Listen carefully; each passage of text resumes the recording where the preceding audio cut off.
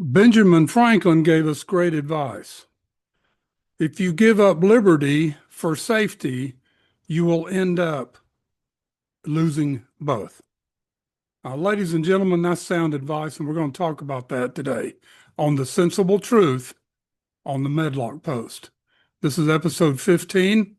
This is where we lift, inspire, encourage, and empower. I'm your host, Richard G. Medlock. Yes, ladies and gentlemen, we're going to talk about liberty and safety.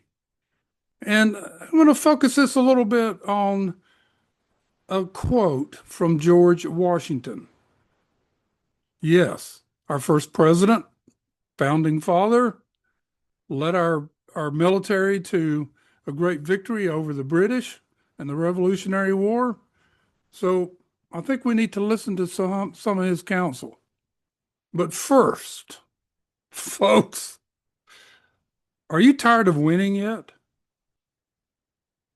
When Trump got elected, all the naysayers were out there screaming and yelling, all these economists, oh, we're going to have runaway inflation. The stock market's going to crash. We're going to go into a recession. It's just going to destroy America. Well, ladies and gentlemen, it has been just the opposite. They did this his first term. Doom and gloom. Trump is doom and gloom. He's going to destroy the world.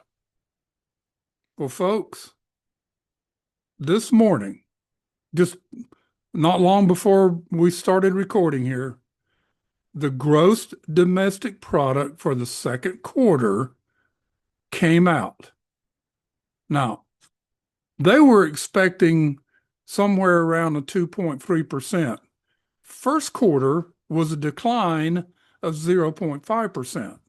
Now, remember, the first quarter was still Joe Biden's economy, which was not good. Rampant inflation, no trade deals with anybody, regulations running out of our ears. And so that was a reflection on Joe Biden. Now, gross domestic product came out this morning and jumped 3% for the second quarter. It has surprised everybody. So that means it grew 3.5%. Remember, first quarter was negative 0.5%. So it really grew 3.5%. It had to make up that negative. Tariffs, folks, are not inflationary. That's a proven fact. But the naysayers will not accept that. So we're getting all these billions of dollars rolling into the United States, this great big trade deal with the European Union this weekend, and Japan and all these other countries. We're working with India. We're still negotiating with China. And this is going to be great for America. The European Union just opened their markets to the United States. We could not go there. Very limited in what we could send there. Now it's open. So another good thing that's happened. Consumer spending rose 1.4%. That was better than the 0.5% in the prior period. So it's almost a 1% jump. That is huge, folks. That is huge. This is why his tax cut bill that went through is going to help booster the economy. Now, I'm not going to try to project third quarter, but it's not going to be less than 3% because we're going to have more tariff money coming in. We're going to have more growth. I mean, my friend's company, 3 years ago, 2.5 years ago, You could have bought his stock for $78 2.5 years ago. You know what it hit yesterday? It closed a little bit below it. Yesterday, it hit 700. I did not buy enough shares when it was 78. And I tried to get other people to buy it. I'm not sure if they did or not. If you'd have bought just 100 shares, your $7,800 would be $70,000. Not a bad return, right? Now, the reports are trying to say, oh, but it's not that good. There's negatives in here. Show me a GDP report that is all positive. They're rare. It's rare. But here's some other positives. While exports declined 1.8%, that's what we're shipping. But watch that go up now with these trade deals. It declined 1.8%. Our imports, who we buy from overseas, fell 30.3%. So balance that out. Our exports fell, let's round up 2%, but imports fell 30%. That's a bonus for us. Now, in first quarter, imports surged 38%. Now they dropped 30%. That's a big reversal, folks. This is Donald Trump. This is the conservative capitalistic approach to doing business around the world, and especially in America. Now, President Trump, when he saw the report this morning, said this, quote, second quarter GDP just out 3%, way better than expected. Trump posted on Truth Social. Using his nickname for Fed Chair Jerome Powell, the president added, too late, in question marks, must now lower the rate. No inflation. Let people buy and refinance and their homes. Now, Jerome Powell is playing politics. He says he isn't, but he is. He wants to hurt Donald Trump as much as he can. Well, folks, America has woke up to that, what Jerome Powell is doing. He should have lowered rates in January, at the worst, February. Our GDP would probably be at 3.5% if he had lowered rates. Maybe even higher, depending on how much he lowered. The longer he keeps it up there, the more money the United States has to pay in interest on its debt. So they need to get that interest rate down so that money is not being added to the deficit. Right now, we're running in a surplus. It took Donald Trump 4 months to get the United States running on a surplus. 4 months.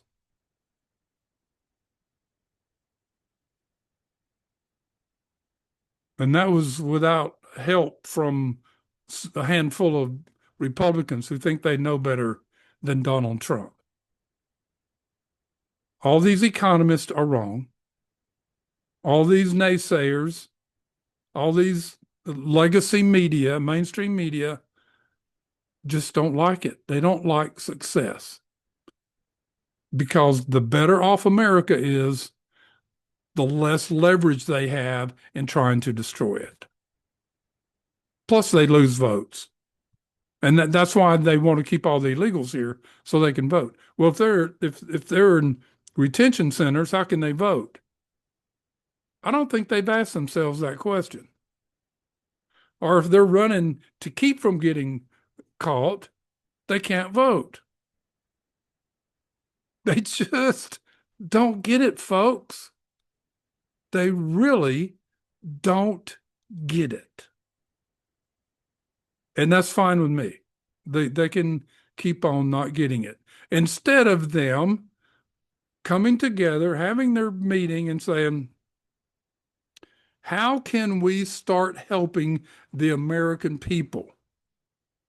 How can we help Donald Trump have a great America? But no, they're fighting everything he does, and the American people are tired of it. They're down to like 30% approval rating. Their lowest in tons of years. And that's not helping them, not helping their cause. And that 30% that supports them now, 6 months from now, that might be down to 15%. All right. Liberty and safety. Here's our man, George Washington, founding father, first president, hero, worshiped God, gave God credit for everything that was done in freeing this country and bringing liberty into this country. But also, you need safety to protect that liberty. So let's talk about this for a little bit. So George Washington, this comment is a little complicated, and we're going to break it down and go through it. Said, quote, let them once see that as it is in our power, so it is our inclination and intention to overcome this difficulty and the idea of conquest, our hope of bringing us back to a state of dependence, will vanish like the morning dew. They can no more encounter this kind of opposition than the hoarfrost can withstand the rays of an all-cheering sun. The liberties and safety of this country depend upon it. The way is plain. The means are in our power, but it is virtue alone that can affect it. Now, that's a lot to take in. I know the first time I read it, excuse me, I had to read it several times. So I want to break this down and look at it piece by piece. So let them once see that it is our power. It is in our inclination and intention to overcome this difficulty, being subject to the king. All right. Being subject to the king. Now, in this opening clause here, Washington is asserting that the adversaries, and presumably the British forces during the American Revolution, must recognize both the capacity and the determination of the American people to surmount the challenges they face. Now, he argues that once the enemy understands this resolve, their ambitions of conquest and subjugation will dissipate swiftly, as inferior as morning dew upon or under the rising sun.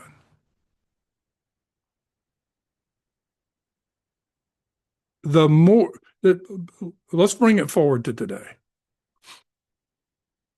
Ronald Reagan stood up to our enemies.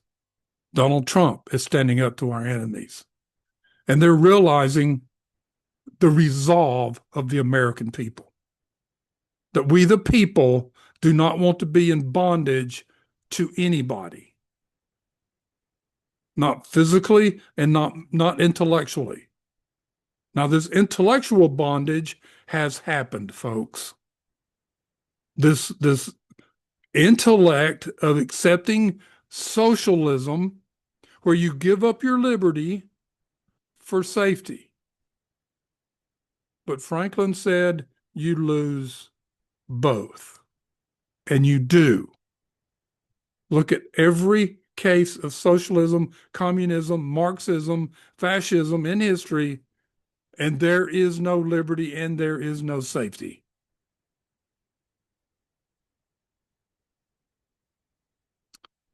They can no more encounter this kind of opposition than the hoarfrost can withstand rays of an all-cheering sun. People go look it up, all-cheering sun. See what that says. We don't say that today. I mean, there's words in here that we just don't use anymore, like horror, Hoar. We don't use that. That's not part of the English language anymore. But in this quote, Washington uses a vivid metaphor comparing the enemy's ability to withstand American resistance to frost trying to survive under the warming and life-giving rays of the sun. Just as the frost inevitably melts, so too will the British falter in the face of the resolute and united effort. And that's the resolve that we need today. Folks, we aren't the frost. We're the sun. And we're going to go out there and we're going to melt the socialists and the Marxists and the Muslim Marxists. We're going to melt them. We're going to say no to them. But we have an ideology that has been indoctrinated into so many young adults and even older Americans, into the American citizenry, that it's a big battle.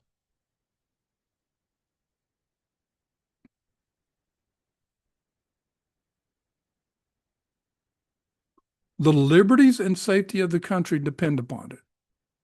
Here, Washington underscores the stakes of the conflict. The freedom and security of the nascent United States hinge upon their success in overcoming this adversity.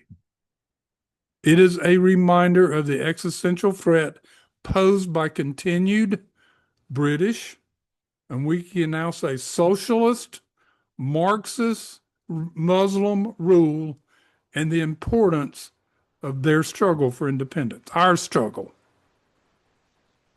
We have our independence today. Our struggle now is to keep it, to get these forces that are trying to drive us away and to fall on our knees to them and try to become the Marxist man.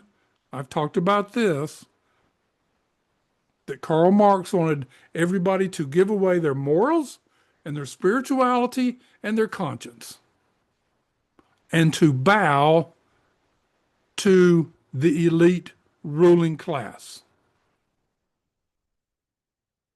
No, we don't do that. Not in America. And then he says, the way is plain. The means are in our power, but it is virtue alone that can affect it. So finally, Washington concludes with a statement that outlines the clarity of their path forward and the resources available to them. However, he emphasizes that it is virtue, the moral excellence, courage, and righteousness of the American people that will ultimately secure their victory and our victory. The founding fathers knew before they could claim independence that they had to have a society virtuous enough to be self-governing. Our Constitution was created to have a virtuous and moral society that would be self-governing, and the government could remain small and out of the way. But then came communism. Communism is a tool of Satan to take away our agency, our rights, our God-given rights, and we cannot stand for that. Washington implies that without steadfast adherence to our ethical principles and our collective resolve, such success cannot be achieved, regardless of the clarity of their goals or the means of their disposal. There are many quotes out there that says, you can educate a person, but if they don't have morals, the education is worthless. If they don't have virtue, their education is worthless. So in this passage, George Washington has given us a profound exhortation for steadfastness, moral integrity, and collective resolve. He assures that the determination and the virtue of the people, the American people, can achieve their goals and secure their independence and the nation's future. This, ladies and gentlemen, should serve as both a motivational speech, quote, and a strategic insight into the mindset required to overcome formidable challenges.